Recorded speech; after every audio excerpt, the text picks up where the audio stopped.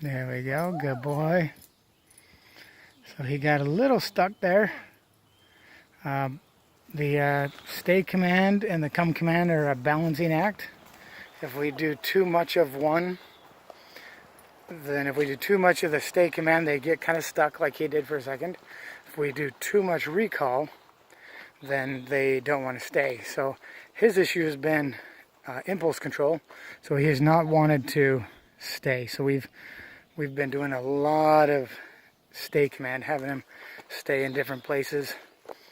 And so every once in a while he gets, because of all the stay commands we do, he gets a little stuck and just needs a little help. But his recall has been fantastic. So we haven't had to do that as much, and that, like I say, that can kind of cause a little bit of imbalance in his training, but it's kind of, we have to cater to what his needs are. He looks like a homeless dog, a feral coyote or something. He's blowing his coat. Good boy. So we're actually going to get him bathed, blow out his coat, and give him a good brushing before he goes home. So he should look much better.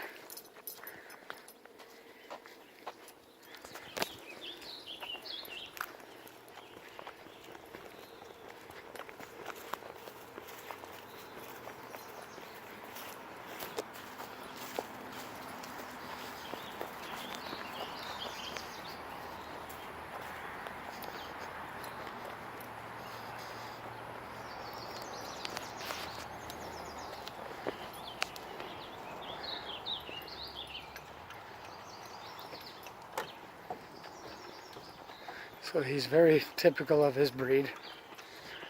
I always joke with people that malamutes and huskies were bred to run away from us. So and the ones that did that the best were the ones that bred the most. So the Arctic breeds tend not to look to us for much guidance.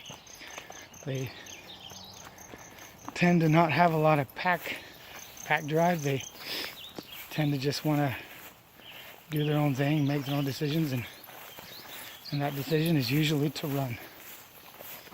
So they also have kind of a short-term memory. So it takes them longer, it takes more repetitions for the malamutes and huskies to get things figured out than it does with other breeds like a lab or a golden retriever. They can figure it out just fine. So like right there, like he just kind of gets into his own frame of mind that he's, okay, we're going here, and then when we decide we're going to make a turn, he not always paying attention to us, so we got to remind him, say, hey buddy, nope, you're with me, and help him figure that out.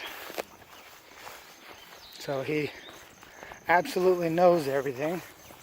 It's just going to take a lot of consistency and patience to help him to always remember that he's got to walk nicely and listen to everybody.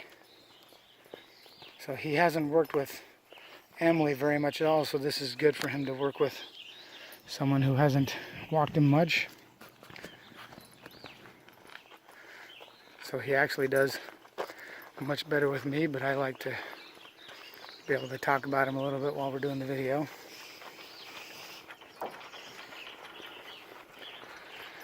And I think it's important that they be able to walk with anybody, so it's really good for them to work with multiple people.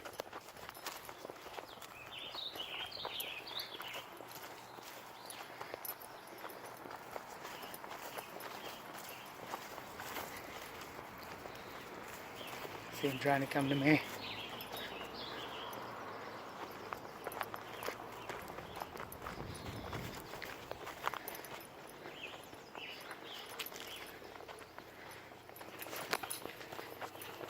Oh, I didn't want to go up against the wall.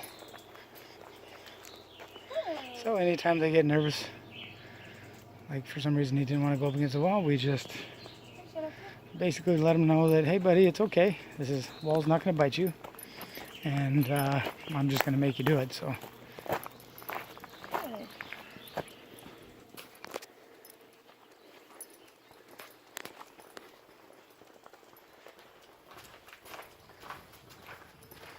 So you'll never see a husky or a malamute be the grand champion, world champion obedience dogs. They're never going to be that flashy.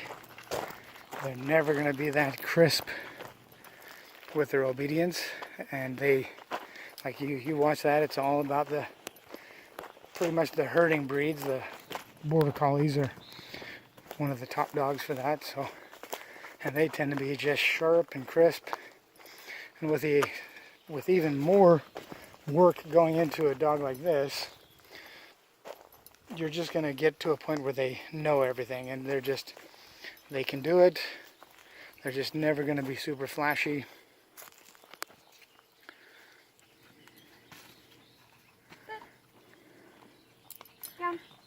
All right. There we go. Good.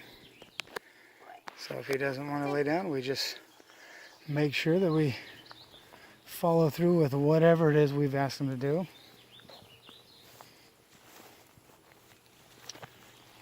But he's doing a very good job, and with patience and consistency, as the owners follow through with our instructions, he will get better and better. Super handsome guy, very fun dog.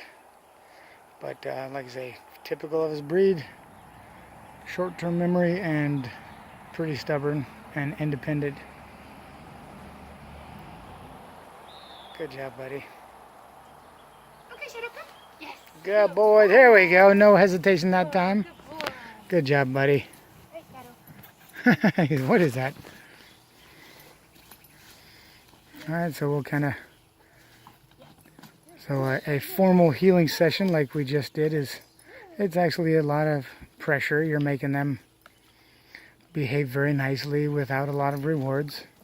So we like to finish off with a fun food session. This is how we actually start the training, so this is when he gets really excited. He loves this stuff. Good boy. Very nice.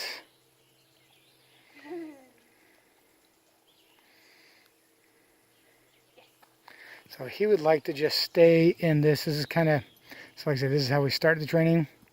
This is also how we train our puppies. He would like to stay in the puppy training where you get rewarded for everything. Yes, good boy. Oh, good boy.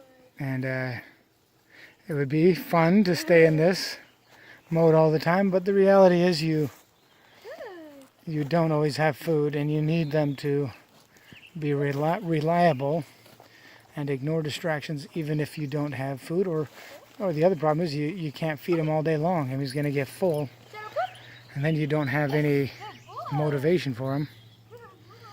But he thinks we should just stay right here like this, just do the food stuff. That was definitely his favorite part. He's trying to find his feet. There we go. So we usually do this on like concrete, so they get the food really fast. Here he was trying to dig for his food, so was kind of ignoring Emily a little bit.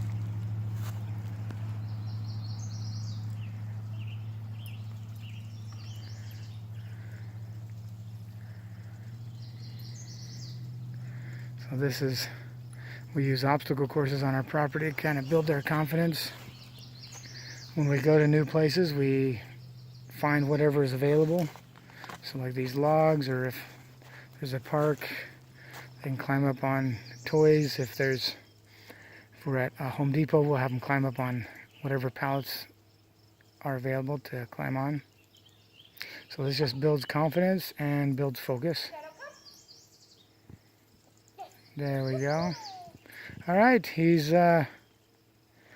doing really good. There's a few things I would like him to do better, and he's actually got a few days left.